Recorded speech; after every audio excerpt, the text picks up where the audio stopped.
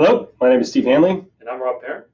and we are part of the NDAC product team, and we are going through introducing Python to you all as part of this series. We've showed you how to install Anaconda, which includes Python, some libraries, different environments to run in. Now we've done other videos with showing Colab, which is basically a Jupyter notebook executed in the cloud. Then we showed you what a Jupyter notebook is, which is running Python code locally from the Anaconda navigator. And now we're doing Spyder. And Spyder is going to look and feel a little bit like MATLAB if you're coming from the MATLAB world. With that, we'll get started. And as I'm opening this, I will explain something else. So again, we installed Anaconda. So I'm here in the Anaconda navigator. That's where Jupyter Lab is. Here's Spyder. But I'm going to also just launch Spyder directly. Yeah, you don't have to open Anaconda, the navigator, every time. Yeah.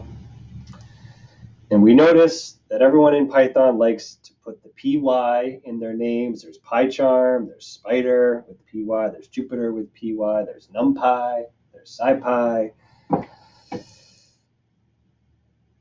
There's a lot of There's options. others. Okay, here is Spyder. And so as we're bringing this in, again, if you're from the MATLAB world, you'll probably be a little confused, maybe, where MATLAB is, you open MATLAB, it's just MATLAB. And when you open MATLAB, that gives you access to all the libraries inside of MATLAB. It gives you access to just executing and writing MATLAB, and the environment is MATLAB. You think of all those things as one thing, but in an open source environment like Python, libraries are independent of Python itself, which is kind of the core. And then the third thing is these environments, these IDEs, where you actually access the libraries, you write code, and you execute using Python. Yeah, so if you're new to Python, I think what would you recommend? Jupyter Notebook or Colab, or it depends on what you're trying to do. Yeah. But if you're coming from another place like MATLAB, finding an IDE that fits your workflow, like Spyder, is probably how you want to go. Yeah, exactly. If you're coming from MATLAB, Spyder is a good entry point. Spyder is good if you are going to be writing scripts and then kind of hitting go again on new data sets. So it's maybe not as exploratory, although you can be very exploratory, where you use this console on the bottom right to kind of, and we'll do that now. So, but then Jupyter is more exploratory. It's you kind of start with an input and you write a little bit of code. You see the output of the code. You do markdown text in real time, so it's good for like building a test report that you would then share with somebody else. Right. Yeah, that's worth specifying. If you're just new to Python, the world is kind of maybe. Yeah, you can play around with a few things. And then another one is PyCharm, and that's for like building out proper applications. I think our audience that is watching this video is more the typical mechanical engineer they have some data looking to analyze it. Mm-hmm. So Spyder would be good, Jupyter would be good, and Colab would be good, depending on what you prefer. And so check out the videos here. So here, the bottom right is my console. I can make new variables. You'll see here in the variable explorer, there it is. I can say x times 2. All I'm going to test Rob's math skills. I'm going to say y equals x times 50. 50, 100. Let's see. Oh, he's right. Okay. And then I can just hit y and print it out, and you also see it here. So the variable explorer, I will say, is really nice, and something when I first started doing Python, I really missed in some of the other environments, although Colab has now added it. There's ways to add it in Jupyter as well. But variable explorer is certainly nice. Over here is where we write our code. I'm going to do a new file, and I am going to say import pandas as PD. And I think when I do this, I can also, and you can change the layout here. You can add new panes, move them around. I'm going to add this little online help pane, which could be nice. You can kind of search pandas. CSV. Aha! So it shows you the, Yeah, great. Now, of course, you can just do that in Google. You can also do it in real time here, and I'll say data equals pd.read CSV. Remember, I'm going to be giving it this file location with single backslashes that Python does not like. So I had to add the R in the beginning to make my single backslashes double backslashes. You can do that manually as well. But here's the CSV of data. And I'm just going to run this simple script. I'm going to save the simple script, actually. Save.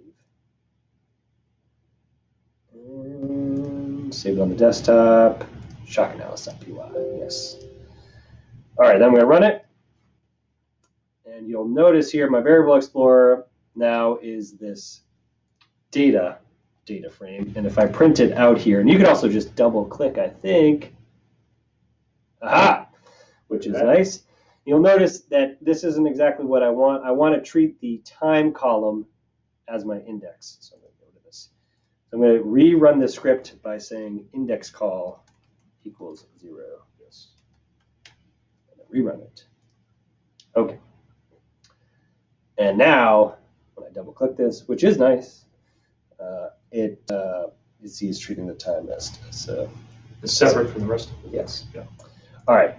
But we want to make a plot. So then we're going to import plotly.express as px. There's other libraries. Matplotlib is very popular. Plotly's better. In my opinion, the reason is it once you get used to the interface, it's the world's your oyster in terms of what you can edit, although Matplotlib is like that as well. And Matplotlib's interface is based on MATLAB. So if you're coming from that world, it is maybe a nice transition. But the big difference with Plotly is it's creating figures that can be opened in a browser.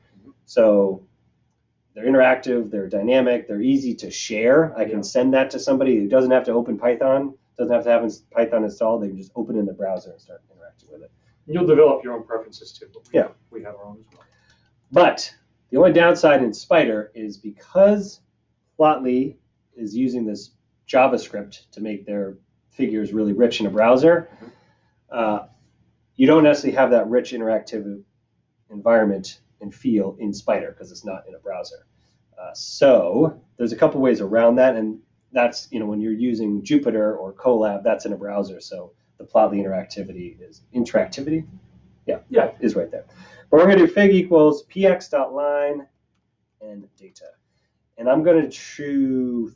So in Spyder, I can show this, but I have to specify the renderer equals .png. So it's going to basically render it as an image. And when I do this, it should show up over here in plots if I didn't screw something up. I screwed something up. Oh, I didn't install a library. You need the Kaleido library to render Plotly figures as images. That's what Kaleido's doing. Yes. And so you can install libraries with pip install and then the library name. You can do that here. You could do that in the Anaconda Navigator. We'll do it right here. And this should take a moment. Hopefully. We might need to restart the runtime after this. Yes, restart the kernel. Consoles, restart kernel. And when I do this, I'm going to lose my variables, but that's okay. Yes. And we need to whenever you install a new library or you update a library, you'll need to restart the kernel because it's just gotta start fresh. Okay. Restarting the entire. Now if I run this, we should get something.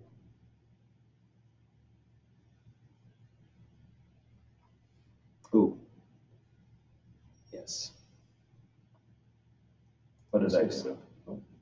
Here we go. So there's the plot. It shows up as a PNG. This is nice. Yeah. Okay. You can't zoom in or anything like that. No, I can't. But it is a variable here, and I can show you what I can do with this second. But it's nice. This is the variable explorer. It's 22,000 data points. So that's fine. I can, though, do fig.write.html and say shock pulse.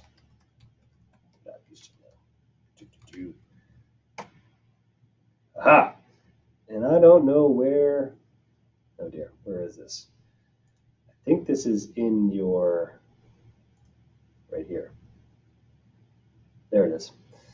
And now I can open this in the browser. And Rob uses, what are you using? Brave? Brave. Super Brave. Oh, that's not the right one. This is OctPSD. That's not the right one. Which one do I want? Is that not the right one? Where did I save this? Oh, I think I saved this on the desktop because that's where my Python script is. Right. But let me, there it is, shockpulse.html. Okay. And here it is. Nice. Zoom in, and away we go. All right, let's make our script a little bit more advanced. What do we want to do? For one, before we do any plotting, we want to maybe find the peak. Yeah. Let's find the peak. Sure. All right, so one way to do that, we can kind of test our code over here, but we would do data.idxmax. Nice. So this is, I'm going to do data.max. So this is, so idxmax is the index at which the maximum value occurs. There's 3 columns, so the index at which the maximum value occurs could be a different time, and you notice like they're slightly different.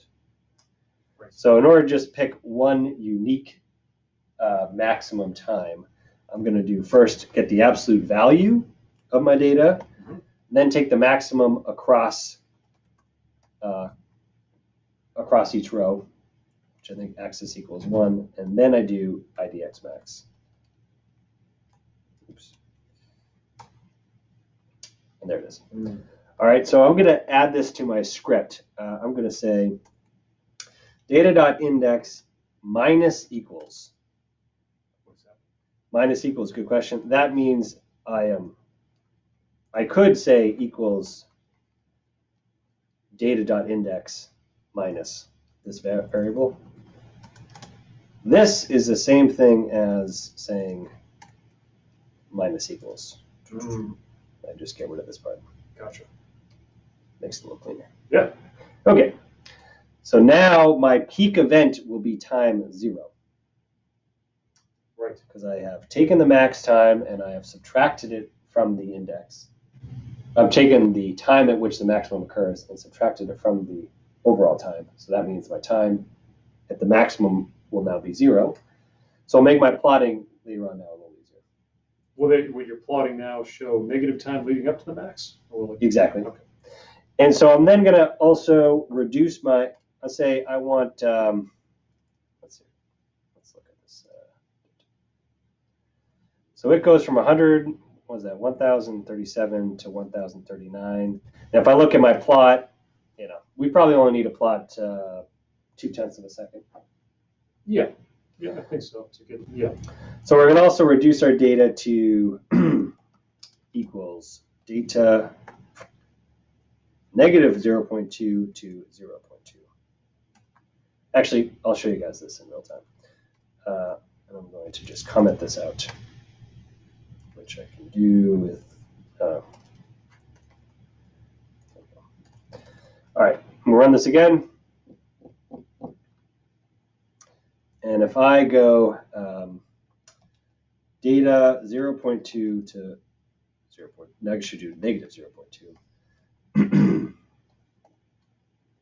Now,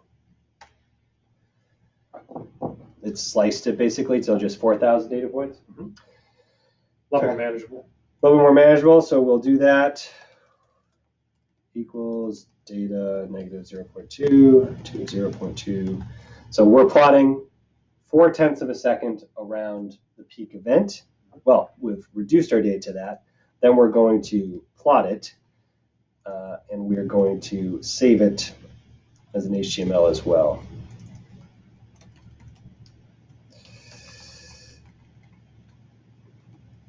What did I call it? Shock pulse. HTML. Okay. there's a plot that updated. Yeah. You see that? I can, and that looks good. And if I come over here to my desktop, here's the interactive version. And there we go. Now, this is a shock pulse that is, if you notice, you can kind of see there's a lot of high frequency component going on here, but generally there's this lower frequency and much more energy dense pulse here that's going to about negative 55 Gs or so. Right. So I just want to show you quickly, and there's other videos on filters that dive a little deeper into this and tutorials that go farther. But here's part of this video to make it a little different than the previous ones. We will do some filtering. So we're going to import the NDAC library to do this. And we're going to say data equals NDAC dot calc dot filters. And you want to install the NDAC library prior to this, which we've touched on in other videos. But yes, and you would do pip install NDAC to do that. Now it's nice here in Spyder, it is telling me, it's giving me like the doc strings to see what parameters I have available to specify. You can also go to our documentation online, docs.ndac.com, and you'll see examples and nice, pretty, more stylized documentation. But you have it right in real time here, which is certainly very helpful. So we're going to pass in our data, and I'm going to say the low cutoff equals 2. No. Yeah. I'm going to say none. I'm going to not. Low cutoff is basically the low frequency that you want things be above to be passed. So it's actually a high pass filter cutoff. right. Might have been a little bit confusing with the parameter name, but if you don't know, yeah, it's actually more straightforward for people that don't necessarily know what high pass and low pass filters are. People always get confused about that. They always think a low pass filter is focusing on high frequency content. Yeah, you're allowing the high frequencies to pass through, but it's high pass. Yes, exactly. Low cutoff. So we're going to filter at 100 hertz. All right. And I am going to also just remove, instead of doing a Butterworth filter, I'm going to remove the median from my data. So data.median. And you can't see this because of our big heads. There we go. And now I'm going to plot this again.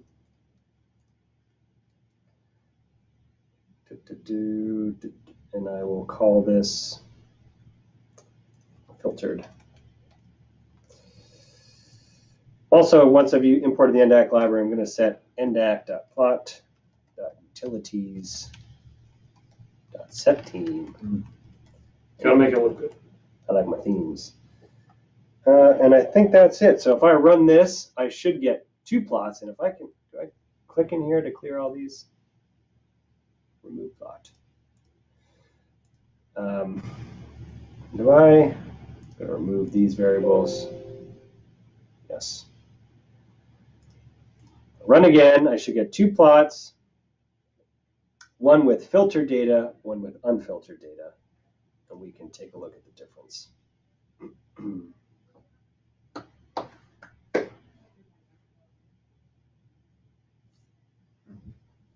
Plots. There you go. Nice. That's filtered. This is unfiltered. And we can look at the desktop. And shuffles. Here are 2 pulses. One has the nice NDAC theme on it. And you notice, you can see what I was talking about where this, the y-axis has this, our big heads in the way. I'm going to go make our head super big. So you can see that it goes through about negative 60 or so. And when you look at the unfiltered data, you can see that here. It's just got all this high frequency component on top of that. makes it a little easier to read. Yeah. But we go into more of this in other tutorials and on frequency analysis and filtering and shock analysis with using shock response spectrums. But hopefully this is a pretty good overview of Spyder, which is a good environment for people coming from MATLAB. It's all in one place. You have your scripts you're running over here. You have your plot outputs over there. You have a variable explorer. You can kind of probe your variables here in the IPython console and get started. But that's just one of many different environments you can choose from. Again, we have other videos for Jupyter and for Google Colab, and there's more out there. Yeah, choose whatever's right for you guys. Yeah, and check out our other blogs in this series and other videos in this series to help you get started in Python, which is free. It's generally more capable than MATLAB, believe it or not, because it's open source and it's being adopted so rapidly. So there's a lot of libraries out there. And of course, NDAC has released a Python library that has a bunch of functionality to interact with our data files, but also just do nice and easy vibration shock related analysis, plotting, interacting with our cloud API. Maybe one other thing I'm forgetting. Oh, configuring our devices. All Right. types of things. All right. Enjoy. Till next time. Bye, everyone. Have fun. Thanks, guys.